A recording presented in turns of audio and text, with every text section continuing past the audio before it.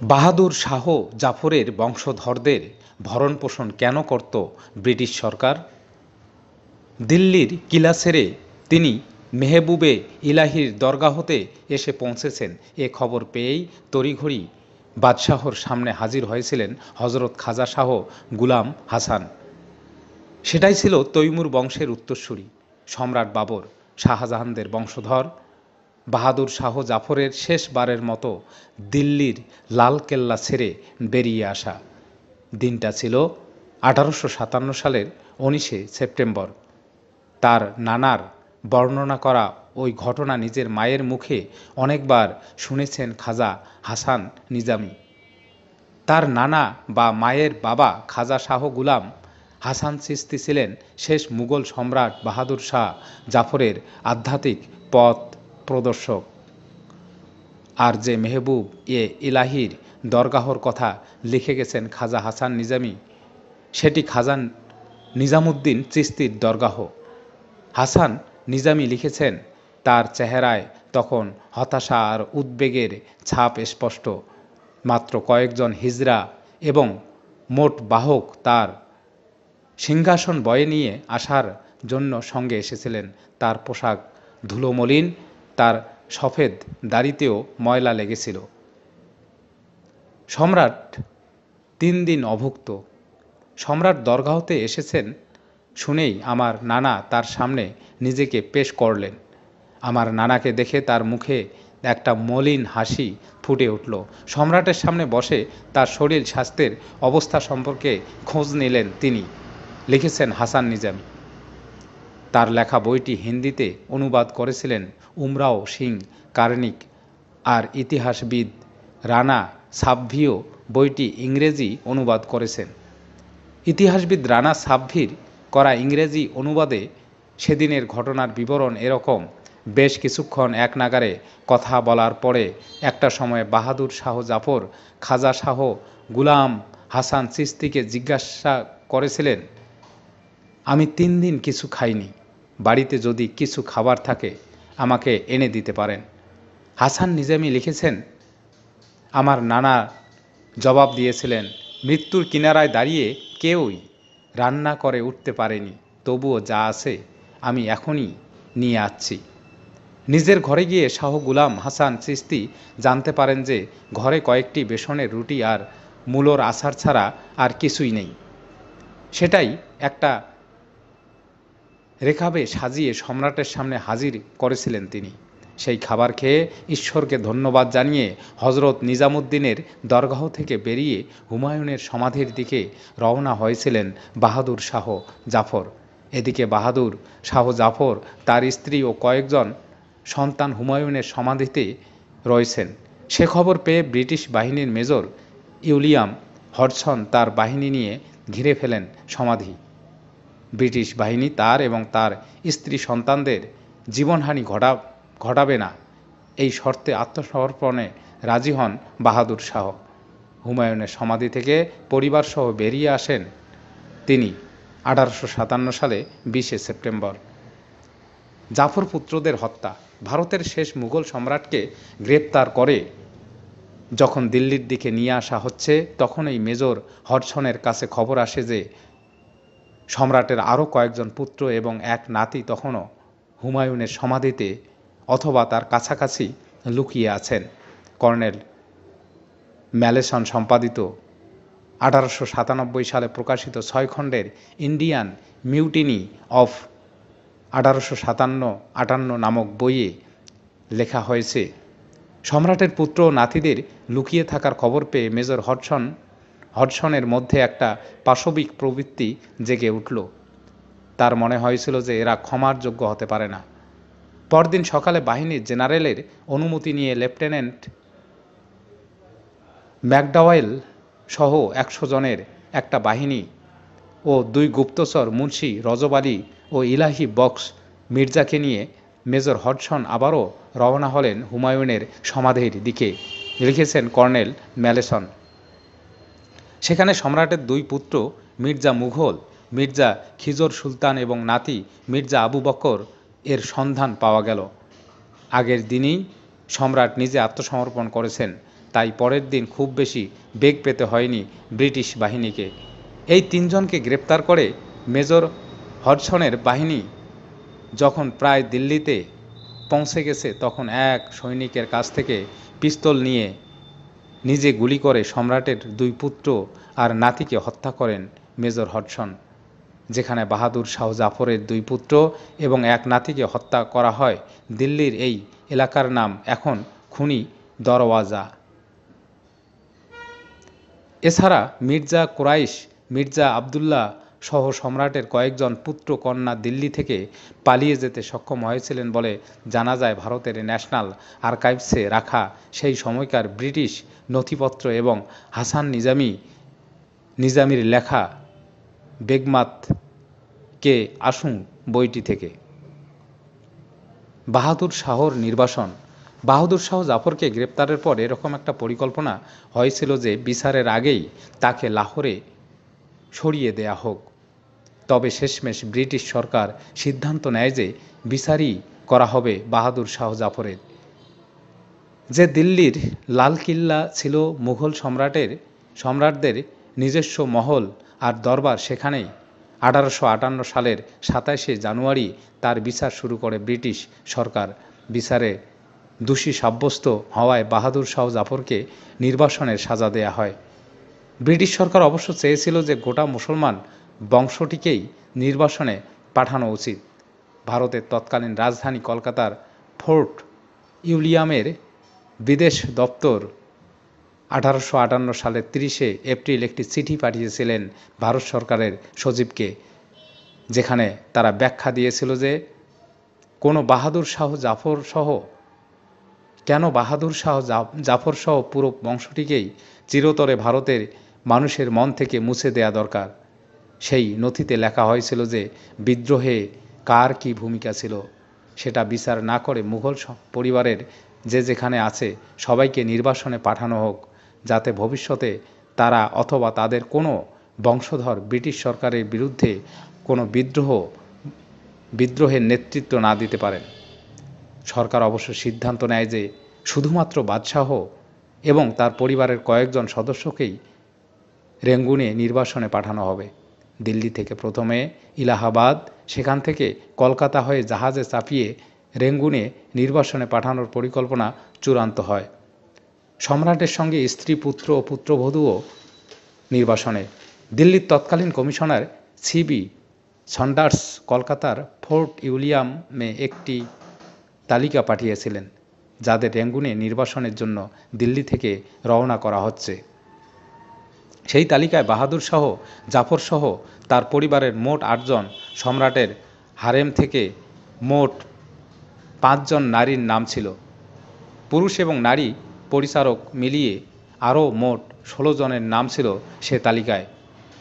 পরিবারের যে সদস্যরা রেঙ্গুনে বাদশাহর সঙ্গে যান তার মধ্যে ছিলেন প্রধান পত্নী জিনাত মহল এবং তার ছেলে মির্জা জাওয়া বখত, অন্যতম উপপত্নী মুবারক উন্নিসা এবং তার সন্তান মির্জা শাহ আব্বাস, আর জাওয়া বখতের কিশোরী স্ত্রী শাহ জামানি বেগম। ইতিহাসবিদ মেহদি হুসেইন তার বই বাহাদুর শাহ জাফর টু অ্যান্ড দ্য ওয়ার অফ 1857 এর পরিবেষ্টিতে একটি ব্রিটিশ নথি উদ্ধার করেছেন। সেখান থেকে জানা যায় 1858 সালে 7ই অক্টোবর সকালে দিল্লি থেকে ওই 29 জনের দলটিকে রওনা করানো হয় এলাহাবাদের উদ্দেশ্যে। তবে এলাহাবাদ পৌঁছানোর পরে 14 জন ফিরে যেতে চান। তাদের সেখানে আটক করা হয় এবং বাহাদুর শাহ জাফর সহ বাকিদের স্টিমারে করে কলকাতার উদ্দেশ্যে রওনা করানো হয়। তারা সবাই কলকাতার উপকণ্ঠে ডায়মন্ড হারবারে পৌঁছান 4 ডিসেম্বর এবং তাদের স্টিমার থেকে সরাসরি জাহাজে স্থানান্তরিত করা হয়। ডায়মন্ড হারবার থেকে মাগুয়েরা নামে একটি জাহাজে 4 ডিসেম্বর 1858 রওনা হলো রেঙ্গুনের উদ্দেশ্যে। সেটিতে চেপেই ভারত ভূমি থেকে বিদায় নিলেন শেষ মুঘল সম্রাট বাহাদুর শাহ জাফর। সেই জাহাজ রেঙ্গুনে পৌঁছেছিল 10ই ডিসেম্বর 1958। সম্রাটের পরিবারের 4টি ঘর, খাবার খরচ দিনে 11 টাকা। বাহাদুর শাহ জাফর ও তার পরিবার রেঙ্গুনে পৌঁছানোর পরে স্থানীয় বিত্তবান মুসলমানদের মধ্যে তাকে ঘিরে কিছুটা উৎসাহ দেখা গেলেও তা খুব বেশি দিন স্থায়ী হয়নি। এমনটাই জানা যাচ্ছে 1859 সালের একটি ব্রিটিশ নথিতে। ফোর্ট উইলিয়ামে সেই চিঠি পাঠিয়েছিলেন ক্যাপ্টেন এইচ নেলসন ডেভিড, যিনি 1859 সালের 1 এপ্রিল থেকে রাজকীয় বন্দীদের দেখাশোনার দায়িত্ব পেয়েছিলেন। রেঙ্গুনে পৌঁছানোর পরে 1858 ডিসেম্বর থেকে পরের বছরের এপ্রিল পর্যন্ত সম্রাট তার পরিবারের কয়েকজনকে তাঁবুতে আর বাকিদের একটি বাড়িতে রাখা হয়েছিল। এরপর রেঙ্গুন শহরের সেনা ছাউনি এলাকাতেই একটি কাঠের বাড়িতে সবার থাকার ব্যবস্থা করা হয়। মিস্টার ডেভিসের পাঠানো 3রা আগস্ট 1859 তারিখের রিপোর্টে বর্ণনা করা হয়েছিল, মূল নিরাপত্তা চৌকির কয়েক গজের মধ্যেই এই বাড়িটি অবস্থিত। দেশের অন্যান্য কাঠের তৈরি বাড়ির মতো এটিও জমি থেকে বেশ কিছুটা উঁচু। পুরো জায়গাটি 100 ফিট স্কোয়ার আর তার চারিদিকে 10 ফিট উঁচু বেড়া আছে। ঊর্ধ্বতন কর্তৃপক্ষকে ক্যাপ্টেন ডেভিস বাড়ির বর্ণনা দিয়েছিলেন এভাবে: বাড়িটিতে 4টি ঘর আছে, এক একটি 16 ফিট স্কোয়ার আয়তনের। একটিতে প্রাক্তন রাজাকে থাকার অনুমতি দেয়া হয়েছে, অন্যটির দখল নিয়েছে জাওয়া বখত এবং তার কিশোরী স্ত্রী। তৃতীয়টিতে আছেন জিনাত মহল বেগম। এই প্রত্যেকটি ঘরের সঙ্গে বাথরুম রয়েছে। শাহ আব্বাস এবং তার মা অন্য ঘরটিতে আছেন। আলাদা 2টি বাথরুম এবং একটি রান্নাঘর আছে। সম্রাট এবং তার পরিবারসহ রাজকীয় বন্দীদের খাওয়ার খরচ বাবদ দিনপ্রতি বরাদ্দ করা হয়েছিল 11 টাকা। এছাড়াও প্রতি রবিবার অতিরিক্ত 1 টাকা বরাদ্দ ছিল এবং মাসে একদিন প্রসাধনী কেনার জন্য জনপ্রতি 2 টাকা করে বরাদ্দ করেছিল ব্রিটিশ সরকার। তবে যে 3টি জিনিস একেবারেই নিষিদ্ধ ছিল তা হলো কাগজ, কালি আর কলম। এছাড়া সাধারণ মানুষের সঙ্গে কোনো যোগাযোগও একেবারে নিষিদ্ধ ছিল। এমনকি পরিচারকদেরও পাশ নিয়ে ভিতরে যেতে হতো। বাহাদুর শাহ জাফর সম্রাট ছাড়াও ছিলেন অতি উচ্চ স্তরের কবি, ক্যালিগ্রাফার এবং একজন সুফি সাধক। কিন্তু নির্বাসিত হওয়ার পর থেকে কবিতা লেখার জন্য কাগজ, কালি বা কলম পাওয়ার অধিকারী ছিলেন না তিনি। বাধ্য হয়ে নিজের মনের ভাব প্রকাশ করতে ঘরের দেয়ালে কাঠকয়লা দিয়ে লিখে গিয়েছিলেন তার শেষ জীবনের কবিতাগুলো। জাফরের 2 পুত্রকে ব্রিটিশ বানানোর ভাবনা।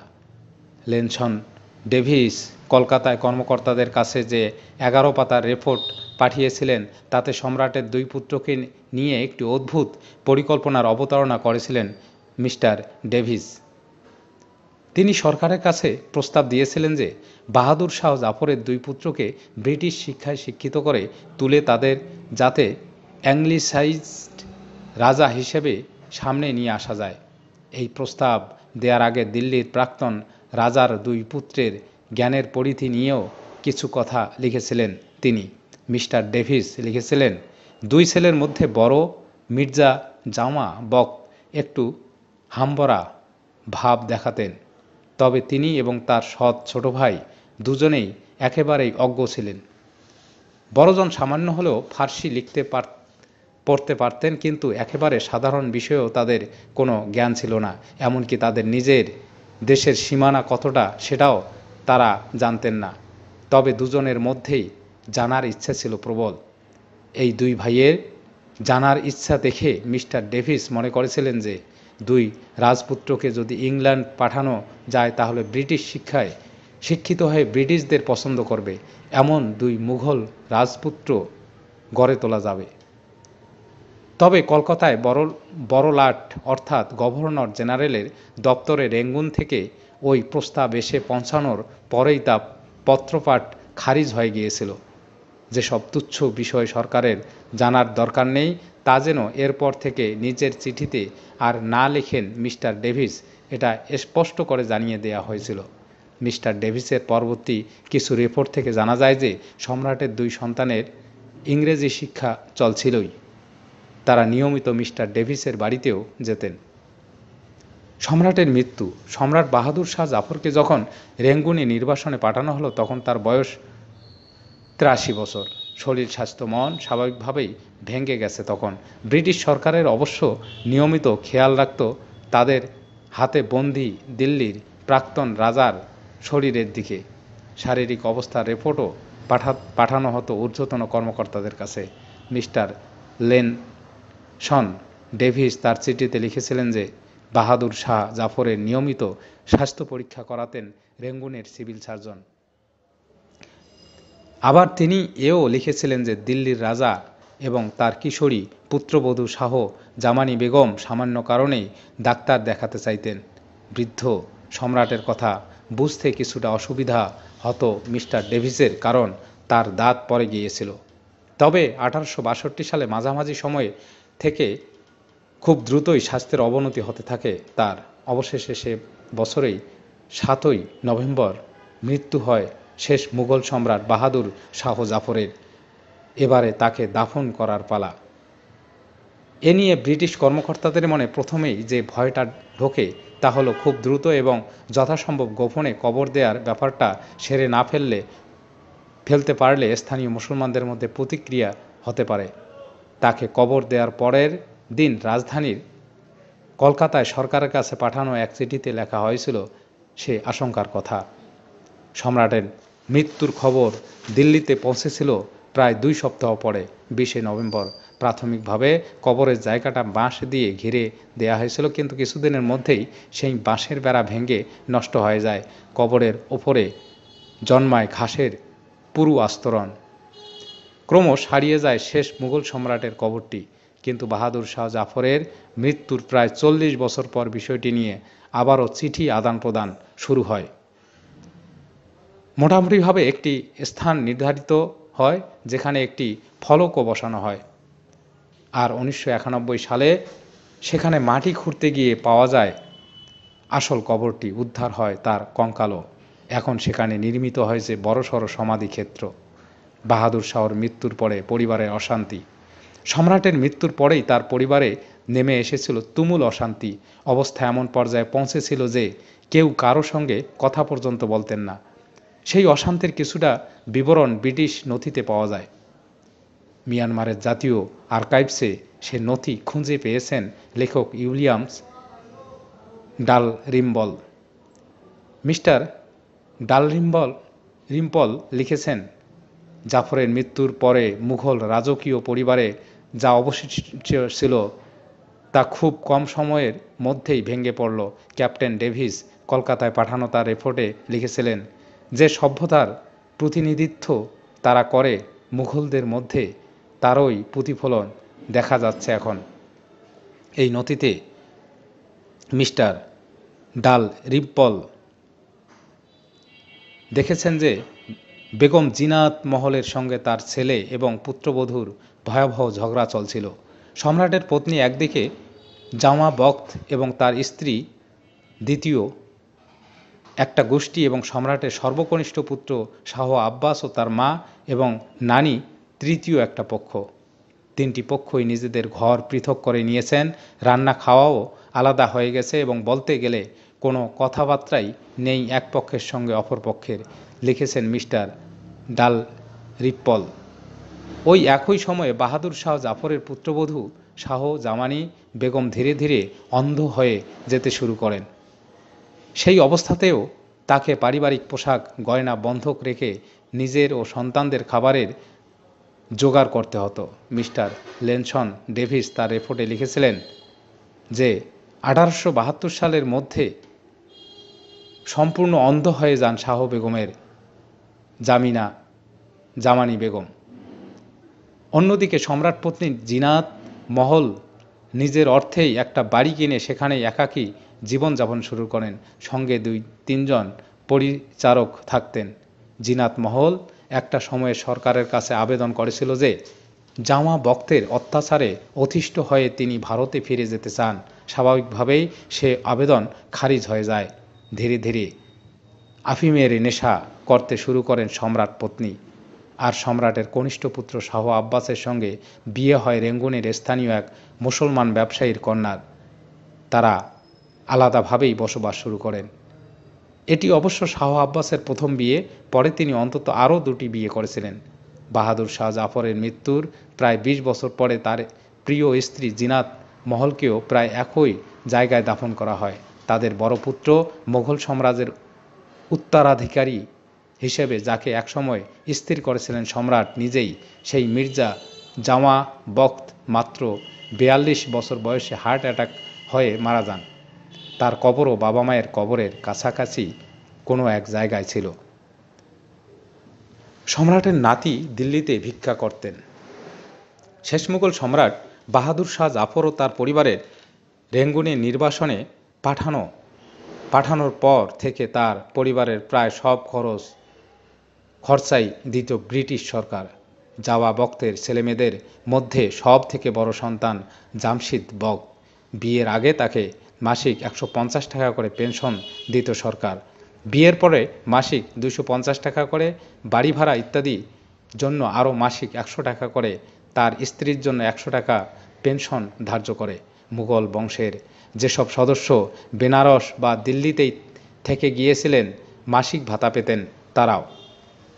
সেই পেনশনের পরিমাণ ছিল কারো জন্য মাসিক 5 টাকা, কেউ পেতেন 7 বা 10 টাকা।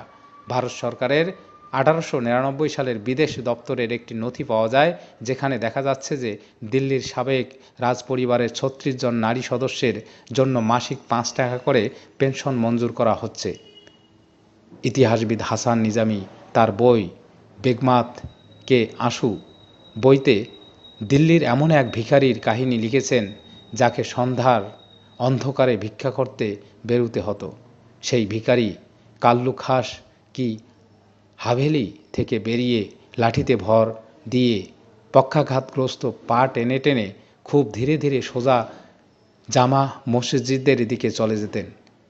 এক মিনিট পর পর তিনি হাঁক দিতেন, হে আল্লাহ, দয়া করে আমাকে 1 টাকার মতো এক আটা জুগিয়ে দিন, শুধু আপনিই পারেন দান করতে।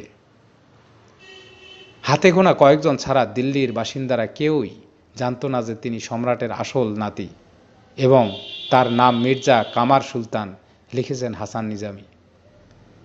আরও যেসব কারণে ব্রিটিশদের সাহায্য চাইতে হতো, মাসিক পেনশনের বাইরেও নানা কারণে ব্রিটিশ সরকারের কাছে হাত পাততে হতো সম্রাট বাহাদুর শাহ জাফরের বংশধরদের। ন্যাশনাল আর্কাইভসে এরকম বহু নথি পাওয়া গেছে। যেমন 1915 সালের একটি ফাইলে দেখা যাচ্ছে যে সম্রাটের বড় নাতি মির্জা জামশিদ বখত সরকারের কাছে আবেদন করেছিলেন শরীর স্বাস্থ্য ঠিক করার জন্য তৎকালীন বার্মার একটি শহরে যাতে তিনি ঘুরতে যেতে পারেন।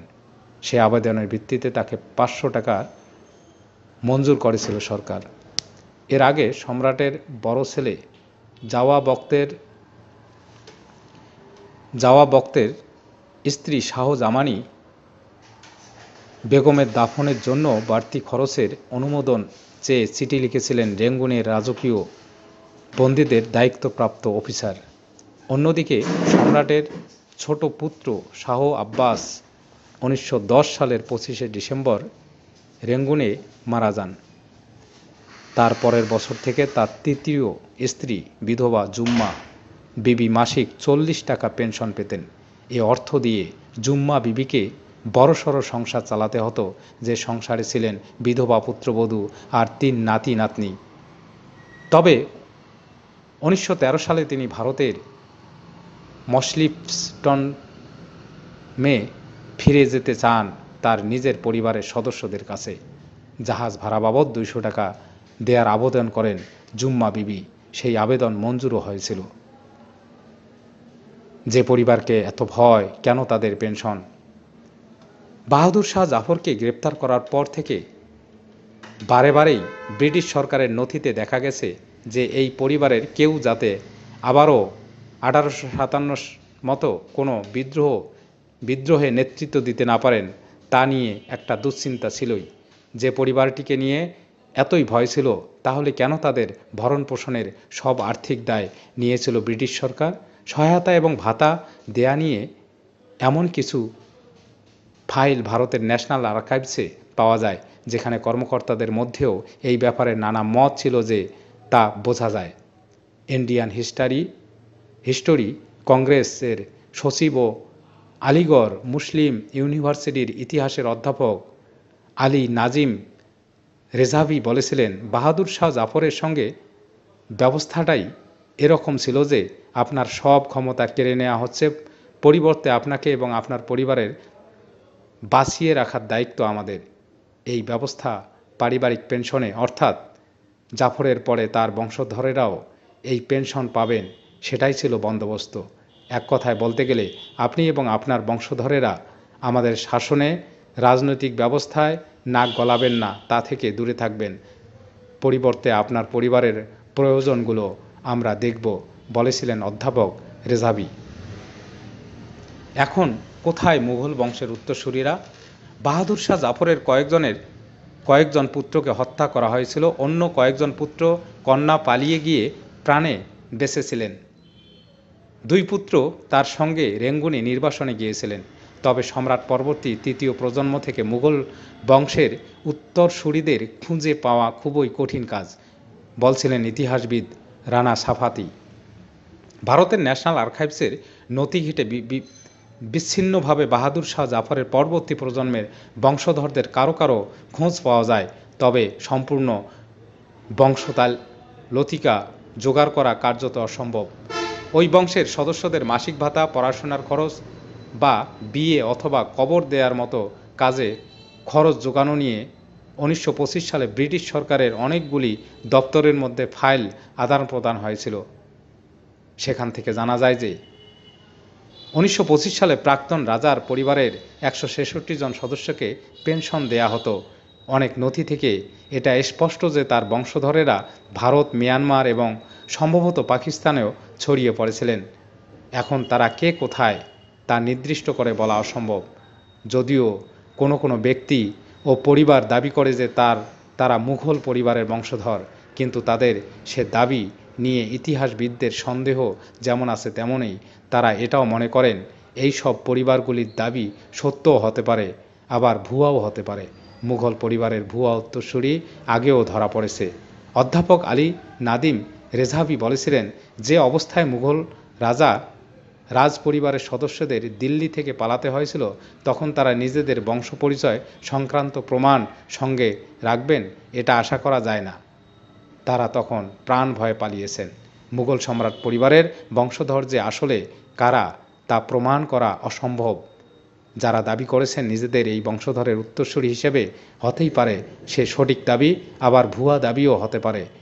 আমাদের হাতে সেরকম কোনো প্রমাণ বিশেষ নেই, বলেছিলেন অধ্যাপক রেজাভি। ভারতের ন্যাশনাল আর্কাইভসে রাখা 1925 সালের যে নথির কথা একটু আগেই উল্লেখ করলাম, সেখানেই দেখা যাচ্ছে যে মুঘল বংশধর রাজবংশের সদস্য হিসেবে পেনশন পাওয়ার জন্য আবেদন করেছিলেন এমন 600 আবেদন প্রাথমিক তদন্তের পরেই খারিজ হয়ে গিয়েছিল। আবার ইতিহাসবিদ ও লেখক হাসান নিজামী তার বই বেগমাত এ আশু বইতে এমন একজন ব্যক্তির কথা উল্লেখ করেছেন, যিনি মুম্বাইয়ের তৎকালীন বম্বে পুলিশ প্রশাসন মহলে পরিচিত ছিলেন মুঘল বংশধরের বংশধর হিসেবে। কিন্তু সে বংশ পরিচয় যে ভুয়া সেটাও পরে প্রমাণিত হয়েছিল।